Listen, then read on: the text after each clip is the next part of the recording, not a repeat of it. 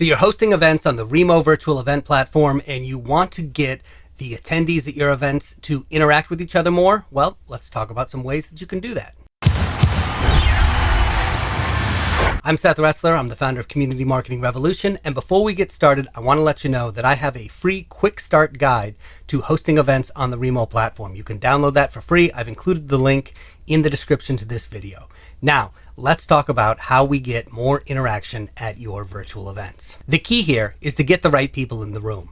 It's really important that you get people who actually have something to say to each other at your virtual events. Otherwise, they're not going to talk to each other. A great way to do this is to make sure that you understand the shared mission of all the attendees at your virtual event. What are they all trying to do? Are they a group of podcasters who are all trying to become better podcasters? Are they a group of parents who are all navigating the trials and tribulations of having teenagers in their house? What is it that they have in common that they would want to talk to each other about? Think about that. Know what it is. That right there is the first step in getting the people at your virtual events to connect with one another. Of course, your role in all of this is to play host. It's essentially like being a good party host. A lot of people think that the key to having a good virtual event is running the technology smoothly. And while that's certainly part of it, it is definitely not all of it. In fact, the major thing that you need to worry about is ensuring that people have a good time, that people feel safe, and that they are connecting to one another. So the more you can work the room and connect people to each other, the better.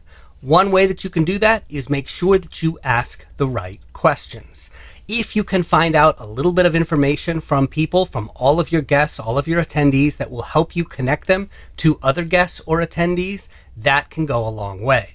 And there's a couple of different ways you can do this. First of all, you can create a custom question on the registration form, something that will tell you some piece of information that will help you connect somebody to somebody else that's going to be at your event who can help them. For example, I've hosted a number of virtual events that aim to connect student broadcasters with professional broadcasters who are looking to hire the next generation of talent.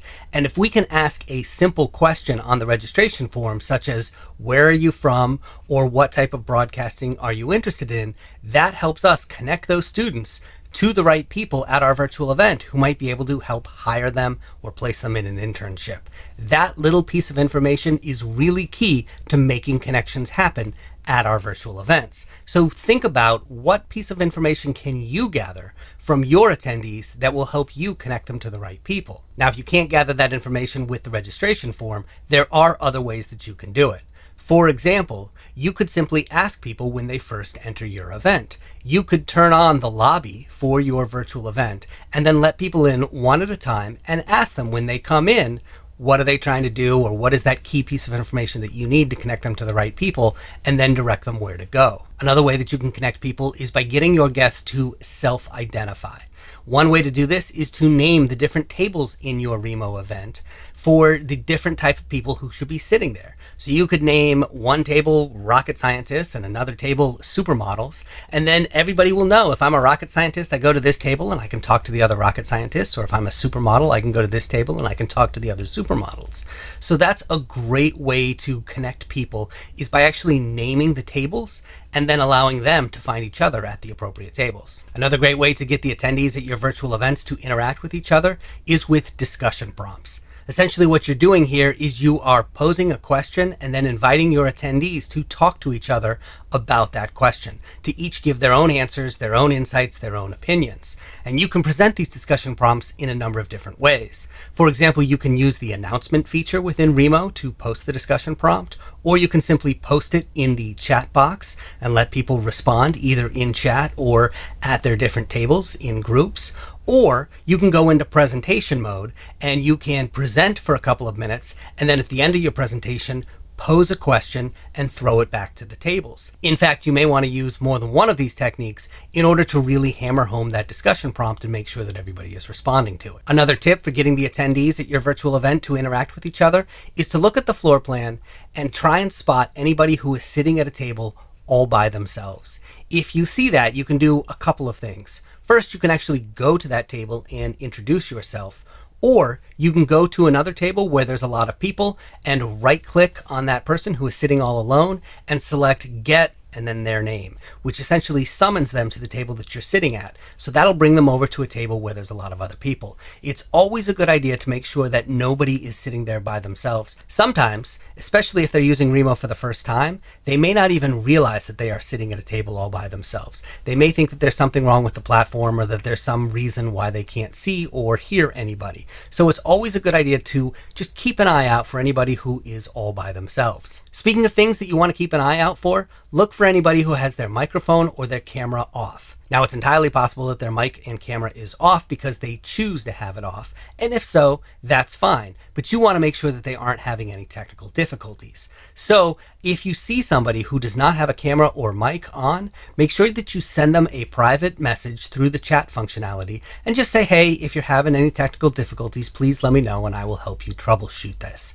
This will keep people engaged and keep them from leaving in frustration if for any reason something's not working. Now, if you want people to make a lot of new connections at your virtual event, then you're going to want them to switch tables during the course of the event. Now, you can allow them to do this freely, but I have found that it's often better if you actually tell people when they should switch tables. If you just allow them to do it whenever, what often happens is you'll have a table of 6 people and one of them will leave and a new person will arrive and they'll go through a round of introductions. Everybody will tell everybody who they are, and then somebody leaves and somebody new shows up and they have to do the introductions over again. So they never move past that stage of introducing themselves.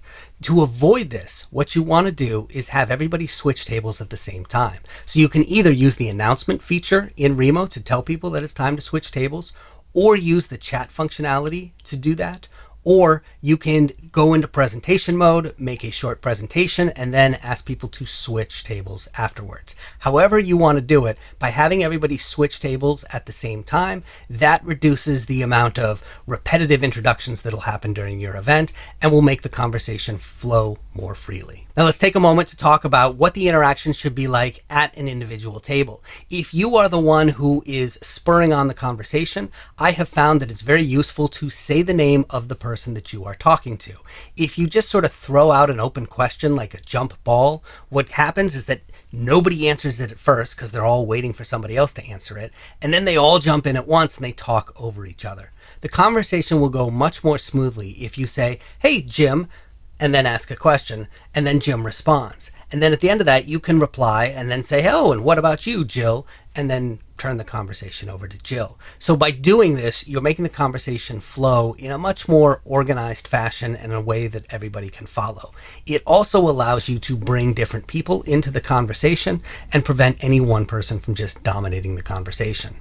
Now, sometimes you'll be in the middle of a conversation and somebody new will join the table. And you don't want to interrupt the conversation that's already going because there's kind of a flow to it. But at the same time, you want to acknowledge the person who just showed up. And when that happens, I think it's really important to just wave to the person who arrived at the table. And that way you are acknowledging that they are there without interrupting the conversation that's already happening. And then when there's a natural break in that conversation, you can say hello to the person who just arrived at the table.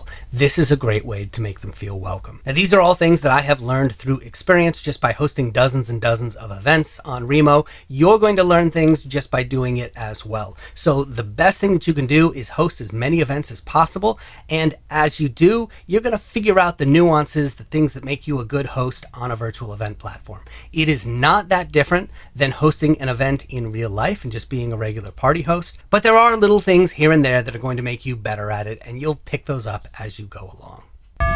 I'm Seth Resler from Community Marketing Revolution, and I've got that free quick start guide to hosting events on Remo. You can download that by using the link in the description to this video. And if you want more great advice on hosting virtual events or building a community, I suggest you check out this video right here.